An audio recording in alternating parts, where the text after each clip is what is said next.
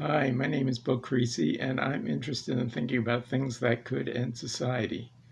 Today's topic is dictatorship, and this is particularly as it applies to American society. For the first 240 years of U.S. history, the U.S. hasn't had a lot to worry about with regard to dictatorship. The founders wrote the Constitution in a way to keep the power of the executive under the control of Congress. Presidential power has gradually increased, especially in times of crisis or war, but presidents were willing to follow the rules of the Constitution. That practice has changed dramatically when Donald Trump became president. Trump showed early on that he wanted things done his way, and he has little patience for following the rules that previous presidents all followed.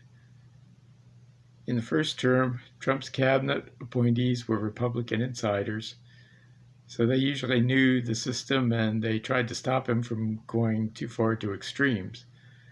But Trump became more willing to fire the officials when they didn't follow his orders. He soon had a long list of people who were fired and replaced by acting officials, which means an acting official is not approved by the Senate and they only tended to do what Trump told them to do. In Trump's second term, he took the practice to more lengths. He only appointed officials who were overly loyal to him as their most important qualification, even if they were not qualified to do the particular position that they were supposed to be appointed for. And with Republicans in control of the Senate, most nominees were approved. He had employees who were loyal and rarely told him no whenever he suggested anything. The most notable, unofficial, unapproved, unvetted employee was Elon Musk. His job was, as told to him by Trump, isn't really known. Nobody knows what instructions he got, but it appears that he was supposed to cut government employees and any department that he didn't like in the government. Unofficially, his job appeared to be to violate the Constitution by ignoring Congress's budget and laws. His cover was that Trump would pardon him no matter what he did. And of course, he had so much money that no one could bother him again, no matter what he did. Although he got some karma in that his poor job approval seems to have decreased the value of Tesla stock. But Musk in general was perfect for that job because he didn't have anything to lose and no one else could tell him what to do. But he did the job recklessly and thoughtlessly. He cut things that shouldn't have been cut and that he saw in hindsight shouldn't have been cut. So he was like a teenager, got the car keys for the first time, and he just hit the gas to see what this baby can do. He cut a lot of government jobs, got rid of entire departments that he didn't like, and claimed that he cut lots of money that he didn't really cut. You know, like a teenager claiming they hit 150 in the suburban streets. He made a lot of claims that he didn't do. And Musk just became a trillionaire on paper, so he does deserve some respect for managing to accomplish that. He has some kind of organizational ability to work on engineering problems and to develop solutions for them. But what he really did was repackaged a lot of science fiction ideas from the 1950s and made people think that they were great new ideas. And he did develop industries that worked towards them. And you have to admit that Musk's best efforts were in developing new industries. But he should have avoided trying to modify the government programs without studying what they were made for and what they were intended to accomplish. It may sound odd, but social problems are more difficult than rocket science to solve. Social problems and political compromise take a different way of thinking and cooperating than engineering problems. And democracy tends to work better for that kind of problem than his arbitrary impulses and feelings. So Trump actually has a similar problem. They're not that different. Trump has some skills with sales, but he seems to be most interested in trying to take what he can from the government to benefit himself and his family, and also to cut whatever he doesn't like and ignore whatever he doesn't like. So he can dip into the trillion-dollar government pots of money whenever he feels like it, and he's not being restrained by Congress. So somehow he thinks that if something is good for him personally, then it must be good for the country. Maybe. He started a war with Iran apparently because he thought it would eliminate an enemy without considering the consequences of what Iran could do in response, or how long it could take to get back out of the war. He demolished the east wing of the White House because he wanted to put a bigger building in its place. He put his name in the Kennedy Center, and then he got annoyed when a judge told him that it was against the law. He thinks the law should be whatever he wants it to be. He's decided not to spend government money on some projects that Congress has approved, but he thinks he can spend whatever he wants to, even if Congress didn't approve it. That's not what the Constitution says. Even though Congress has trouble agreeing on what to do, that doesn't mean that the president can do whatever he wants. There are countless times he spent money that wasn't approved, and he has spent money he wasn't supposed to, as if those things don't matter, and they should matter. This may be the most damaging thing that he's done as president. He's shown that presidents can ignore the checks and balances that were supposed to be part of the system, and they can do whatever they want to. And this goes on and on and on. Too many things to list here. He still promotes conspiracy theories without offering any evidence for believing anything is true. And that goes back from the ones about Barack Obama being born outside the country to his loss in the 2020 election that he's still railing about. He's used government property for his personal campaigning, as if it's his private property, which he's not supposed to do. He's made billions of money for himself, something the previous presidents simply didn't do while they were in office. And a lot of the money was at the expense of his most loyal supporters. Others was made by buying stock of companies that he later did business with through the government. All these things break the rules that previous presidents followed. But Trump has the conviction that he is just so important that he can do whatever he wants. And that's just not the way the government should work. Trump does have evangelical supporters, and they see his confidence and think it must be divinely inspired. They think that this must be all for the best.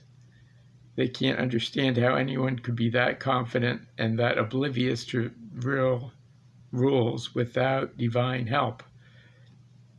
They say it's God's plan and that Trump will save us. Why else would God get Trump elected twice against all odds? How could that happen if it wasn't part of the plan? The plan is with a capital P, as in God's plan. And you have to admit that Trump seems to have an unreal kind of good luck. I mean, it takes a lot of luck to win 2 elections with the odds against him the way they were.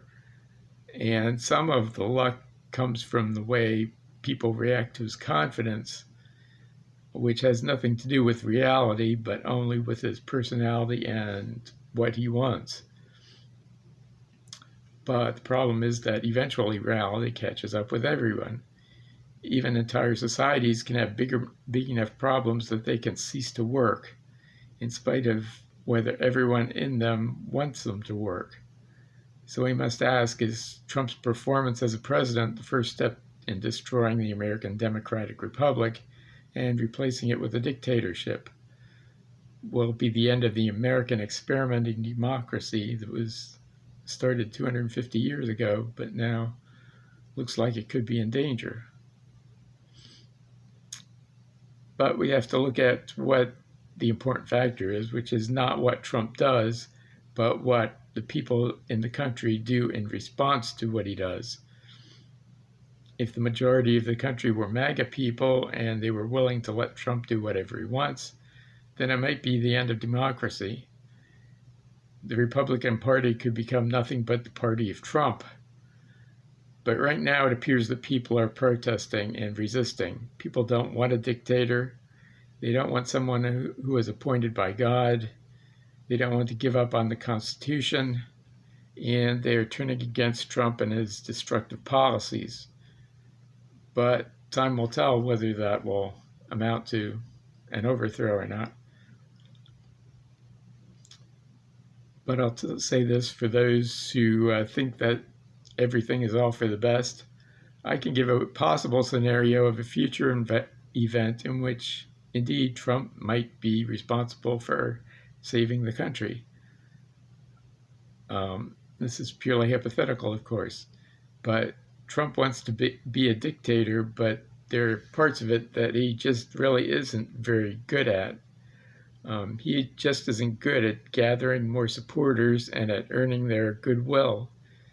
He's been lucky and so far, and he's been so pampered that he doesn't know how to manage real politics. He's not helping the people that he needs to help in order to get political support. He's taking rich people's money as bribes and helping rich people get what they want. But that isn't enough. He has to get the majority of the people who are willing to support him. And many of them don't have a lot of money, and they're having second thoughts. But any good politician understands the importance of getting votes, and Trump doesn't seem to understand that. He just insults people and hurts supporters for no reason. Trump wants elected officials to just find the votes for him.